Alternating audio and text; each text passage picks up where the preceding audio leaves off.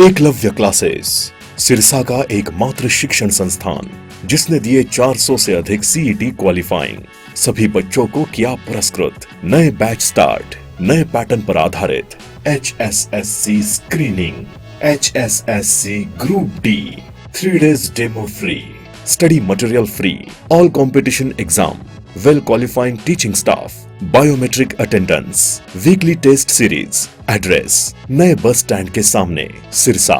Contact 9055 96396 and 9055 96496।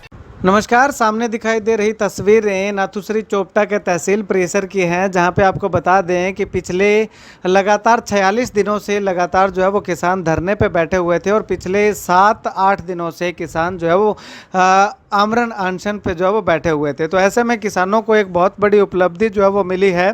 बीमा claim जारी करने की मांग को लेकर के किसान लगातार जो है वो धरने पे जो है वो बैठे हुए थे। 47 दिन लगातार हो चुके थे और 7 दिन से जो है 8 दिन से लगातार भूख हड़ताल पे बैठे हुए थे। तो ऐसे में आज जो है वो धरने के 47वें दिन अगर बात करें तो किसान नेता गुरनाम सिंह चंडूनी जो है वो वहाँ पे पहुँचे और भारतीय किसान यूनियन से जो है वो अगर बात करें तो रवि आज़ाद जो है वो धरने पे पहुँचे और धरने पे पहुँच करके एक महापंचायत रखी गई, मीटिंग की गई किसानों के साथ आपस में मिल करके। और इस मीटिंग में जो है वो फैसला लिया गया कि अगर अधिकारी ठोस आश्वासन नहीं देते हैं तो और बड़ा कदम उठाया जाएगा।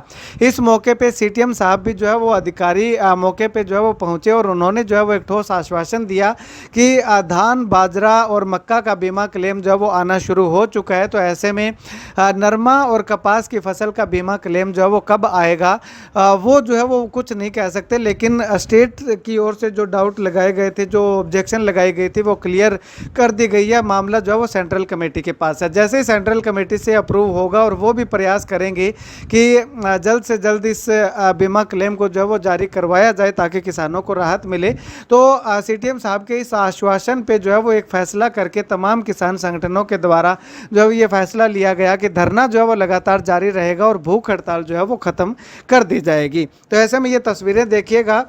इन तस्वीरों में अगर मैं आपको बताना चाहूं तो किसान नेता गुरनाम सिंह चंडूनी, किसान नेता रवि आज़ाद और सरपंच एसोसिएशन के उप प्रधान संतोष बेनीवाल जो है वो तमाम जो भूख हड़ताल पे किसान जो बैठे हुए थे उनको जूस पिला करके जो है वो उनकी भूख हड़ताल या आमरण अनशन जो है वो तुड़वाया जा रहा है। अब ऐसे में जो CTM साहब ने जो आश्वासन दिया है कि बहुत जल्द आ जाएगा, हालांकि अभी तक समय सीमा निर्धारित नहीं की गई है कि किस दिन तक या कितने दिनों के अंदर जो वो बीमा क्लेम आना शुरू होगा, लेकिन ये जरूर बताया गया है कि उनकी पैरवी जो है वो बहुत मजबूती के साथ जो है वो की जाएगी। CTM साहब का साफ तौर पे कहना है कि वो खुद जो है वो सेंट्रल कमेटी में जो है वो बातचीत करके जो है वो जल्द से जल्द बीमा क्लेम जारी करवाने की गुहार जो है वो लगाएंगे और जैसे ही बीमा क्लेम जारी होता है तो तमाम किसानों को जो है वो इसका सूचना जो है वो इसकी दे दी जाएगी।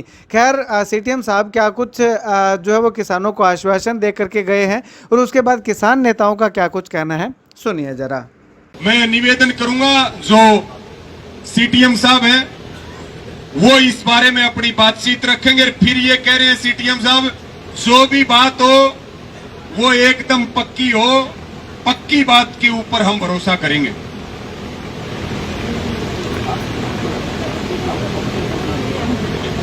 हेलो, धान, बाजरा और मक्का का जो आपका जो बीमा है वो स्टार्ट हो गया है, ठीक है। वो धीरे धीरे आपके अकाउंट्स में आ जाएगा जिसका भी रहा हुआ है। कपास की जो इंक्वायरी है वो हम स्टेट लेवल पे जीत चुके हैं और इसके पूरे डॉक्यूमेंट्स आपके हैं वो हमने दिल्ली सेंटर में भेज दिए हैं। मोस्ट प्रोबेबली बहुत जल्दी से जल्दी, मैं अभी आपको टाइम तो नहीं बता सकता क्योंकि इस बारे में मेरी ऊपर बात नहीं हुई, क्योंकि मैं झूठी आश्वासन कभी देता नहीं। शायद मेरे से बहुत लोग जानते भी होंगे मुझे यहाँ पे, जो मेरे पास आया शायद मेरे से अगर जो बना है मैंने हमेशा पूरा किया है। तो मैं इसके बारे में अभी ये नहीं कह सकता कि आज, कल, परसों।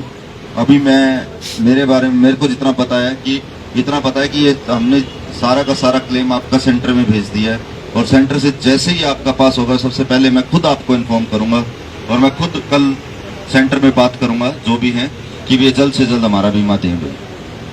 सेकंड, जो कोई भी अगर प्रॉब्लम हो आप लोगों से, आप लोगों को, आप सारे किसान भाई हैं, मैं भी किसान की औलाद हूँ, मैं भी कोई दूर नहीं हूँ, ठीक है।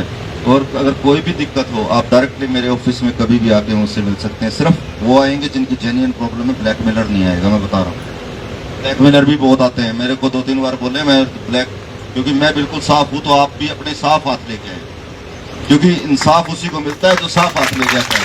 सूखा हाथ लेके आ, क्योंकि गंदा हाथ लेके आओ साफ कभी नहीं मिलेगा। बहुत लोग होते हैं जो गंदा हाथ लेके आते हैं, क्योंकि मैंने बहुत देखे हैं, वो बोलते हैं ये है वो है, पर वो उसका अब जिन्हों का तहसीलदार विषय एक रजिस्ट्री करते वो तो कौन करे भाई, शहर के भीतर की अनऑथराइज्ड कॉलोनी की रजिस्ट्री कौन करे। तब मैंने गए तो मैं भी कौन करूंगा, तो गलत ही हो है ना, सही कहा।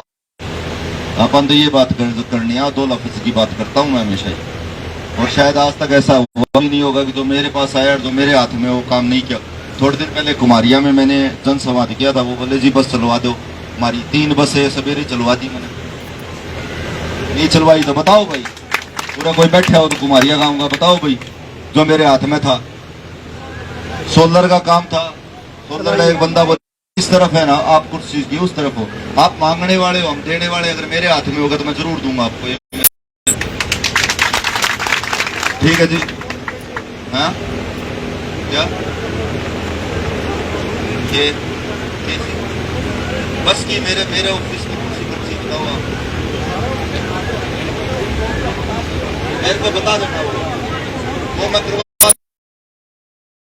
सर के ऑफिसर हैं, और सेकंड जो मतलब जो कंपनी है, बोला इनकी मिली भगत आपस में, मैं इसकी इंक्वायरी खुद करूंगा, और जो भी आदमी होगा इसके अंदर गुनाहगार, मैं आपको बता देता हूँ, आप लोगों को भी बुलाऊंगा जो आदमी आपके हैं, और आप बताएंगे क्या गुनाह है, और अगर गुनहगार होगा तो छोड़ा नहीं जाएगा, ये पहले बता देता हूँ आपको। होनी चाहिए कि नहीं होनी चाहिए, वो बात इन्होंने खुद आपके आगे कही है।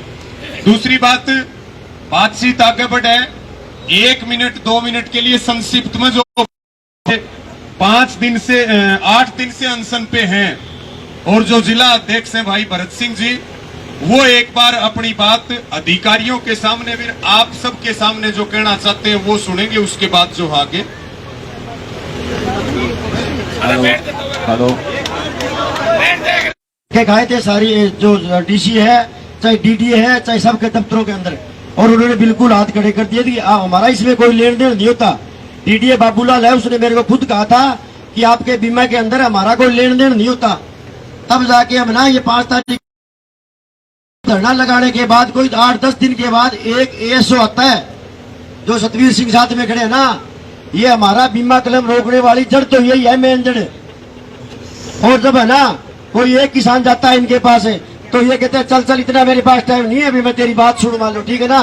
कोई इतनी वो के बाद अखबारों में सारी खबरें छपी थी, ऐसी बात नहीं है। और है 23 वो भी कब आया जब हमने मजबूर होकर के इस तहसील को 2 घंटे के लिए बंद किया, तब आया था डीडीए, और उस दिन एसडीएम आया था। फिर उन्होंने कहा क्या था, एसडीएम बोला मैं आदमी हूँ, बेटा हूँ, किसान को, और मैं झूठ कौन बोले करूं, और है हाँ, और मैं पंचायती आदमी हूँ। तो मैं सोचा भी चलो ना एसडीएम आ गया, मजानू बड़ा अधिकारी आ गया, तो उसका करो कोई बंदोबस्त हो लो। वहां गयो, मैंने 10 दिन वो टाइम दो, मैं 10 दिन धरने पर कोई एक्टिविटी कोई करी नहीं बता सकता भी कब करवाऊंगा।